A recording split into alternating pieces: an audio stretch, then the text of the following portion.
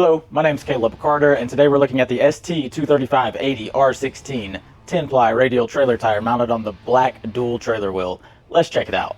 Alright, this is your 16-inch 10-Ply 235 80R16 trailer tire mounted on the black dual wheel.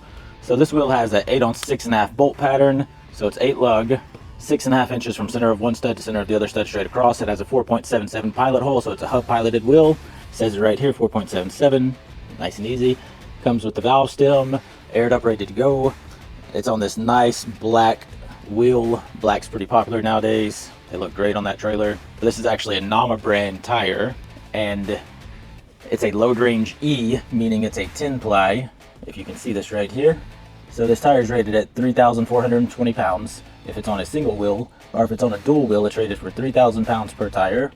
It has 80 psi, as you can see, and it is ready to go. Steel belted radial tire. The overall height on this guy is going to be about 30.5 inches tall by 9 inches wide. Nama brand. It has an M speed rating, meaning it can go 81 miles an hour. That's what that M is right here. 235 80R16. And we'll look at the tread pattern real quick on him. Nice tread, good to go. We've been selling the Nama brand tire for quite some time.